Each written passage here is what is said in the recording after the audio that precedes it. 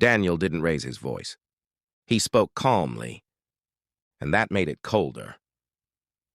"Get out, Dad." Robert turned toward him slowly. He was 78. "Did we arrive already?" he asked, confused. "It's very cold out here."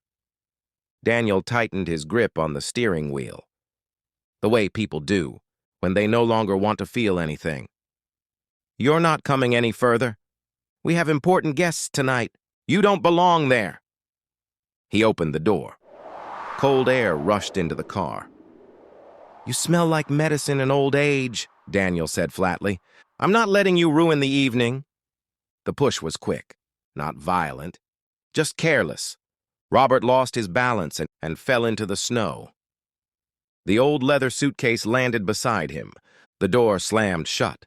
The engine roared. The car disappeared into the darkness. It was Christmas Eve. Robert sat down on a bench by the road. He was shaking, not only from the cold. He thought about the kind of father he had been. Strict, demanding. How rarely he said, "I'm proud of you." Maybe I helped make him this way, he thought. He adjusted the scarf. His late wife had knitted years ago, and waited. Daniel drove fast. Too fast for a man who had just abandoned his own father. "It's done," he said on the phone. "I left him." "Finally," his wife Claire replied. "I'm tired of making excuses in front of people. Old men are a burden. You did the right thing." Daniel smiled. He wanted to believe that. But at the gates of the gated community, the barrier didn't lift.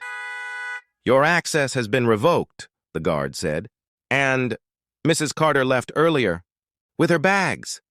Daniel felt the cold reach his chest. "What?" He ran toward the house. The code failed. Again. Failed. The intercom clicked on. "Good evening, Daniel," a woman's voice said calmly. "I'm the Carter family's legal trustee." She paused. "Your father was registered by a GPS safety device as being left in a remote area, in freezing temperatures." Daniel swallowed.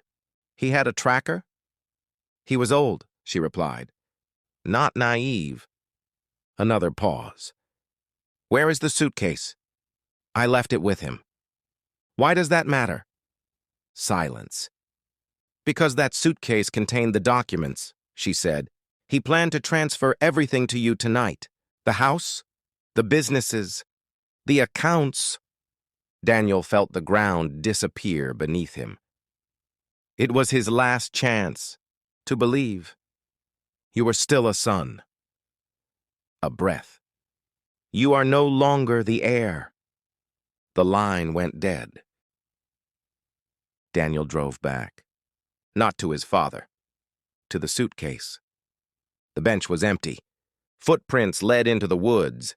He shouted. Slipped. Fell. Until he saw a light. A small cabin. Inside it was warm. Robert sat by the fire, holding a bowl of soup. A poor family stood nearby. Children were drawing, directly on the papers, from the suitcase. "Dad?" Daniel whispered. Robert looked at him for a long moment. "I was wrong, son," he said quietly. "I thought values could be passed down with money. They can't. They're passed down through choices." "I'll fix this!" Daniel shouted. "I'll leave her. I'll take you home." "You already chose," Robert replied. "You chose a woman who values money over people, and eventually you became the same." He handed Daniel an envelope. "This is your start." Inside was a bus ticket and $100. "That's all I had. When I began my life," Robert said, "try starting honestly. I'm your son. Blood doesn't always make family," Robert said softly. "Family is chosen."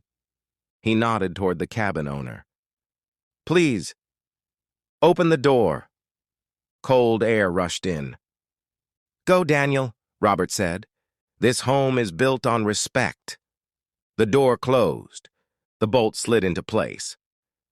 Daniel walked back toward the road. His car was gone. Blue lights flashed in the distance. Daniel Carter? An officer asked.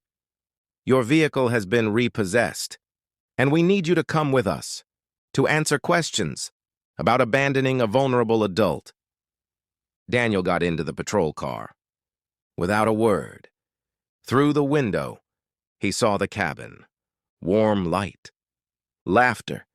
His father, alive, needed, at peace. Christmas Eve had only just begun, and it became the longest night of his life. Sometimes you don't lose your father. The moment you abandon him, you lose him. The moment you decide that money matters more than blood.